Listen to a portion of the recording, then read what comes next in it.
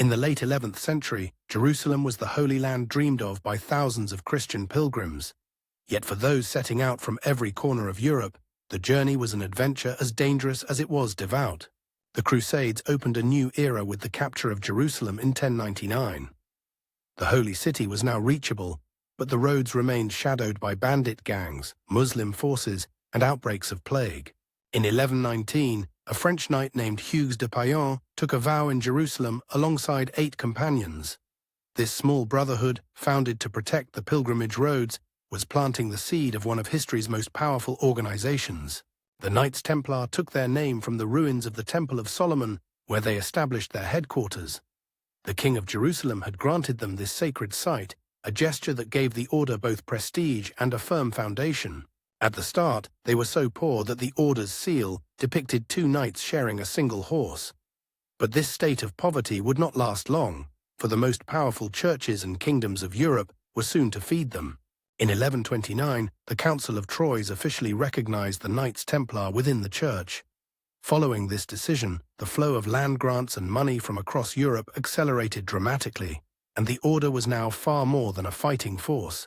Now we arrive at the essential question. When pilgrims set out for the Holy Lands, they carried large amounts of gold and silver with them. This precious burden transformed them into what were essentially walking treasure chests for the bandits along the way.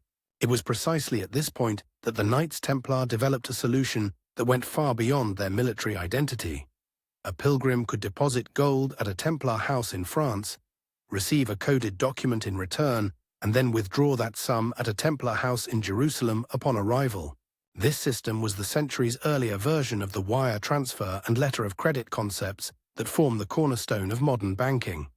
Whether consciously or not, the Knights Templar had invented a mechanism that would alter the course of financial history. The encryption methods developed to secure these documents were also remarkably sophisticated. Containing the physical characteristics of the pilgrim, these documents were designed so that no one else could use them, making this one of the first systematic forms of identity verification. In a short time, this system was no longer limited to pilgrims alone. Merchants, nobles, and even kings from across Europe began transferring money, taking loans, and managing their assets through the Knights Templar. The Knights Templar were now at the center of a vast network stretching between Europe and the Middle East. The temple building in Paris was functioning effectively as a central bank, housing enormous quantities of money, precious metals, and documents. To understand how a military order evolved into such a sophisticated financial system, one must first see the need that the era created. The Knights Templar grew as they answered this need, and as they grew, they became more powerful, and this power would in time bring them face to face with an inevitable end. At the beginning of the 12th century, the roads stretching from Europe to the Holy Land were both long and deadly dangerous. A pilgrim or merchant faced the risk of losing their gold to bandits with every step they took. It was in this chaotic environment that the Knights Templar, founded in 1119, first appeared as a military protection organization. But over time, this order transformed into the world's first international banking network by inventing a financial system never seen before in history. The essence of the system lay in this question: how can wealth be transferred from one city to another without physically carrying gold? This question had remained unanswered for centuries, condemning people to all the dangers of physical transport. The letter of credit system developed by the Knights Templar offered an elegant answer to this question. A merchant would deposit their gold at the Templar commandery in Paris and receive in return a document on which the deposited amount was written in coded form. This document was essentially the same as a modern bank check or traveler's check. When the merchant arrived in Jerusalem, they would present this document to the Templar commandery there and receive their gold in full. But how was this possible? The Knights had established a network of commanderies stretching from Europe to the Middle East. Each commandery had a central vault, and regular account settlements were conducted between these vaults. This is where the importance of the coded document became clear. Even if the document was stolen, only the Knights Templar could read the information within it. This encryption system was an incredibly sophisticated security measure for that era. The system was not limited to individual merchants.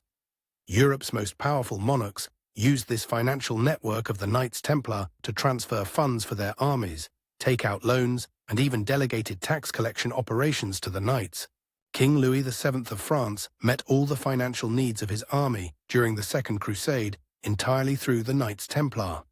This was one of the first major examples in history of state financing being transferred to a religious military organization.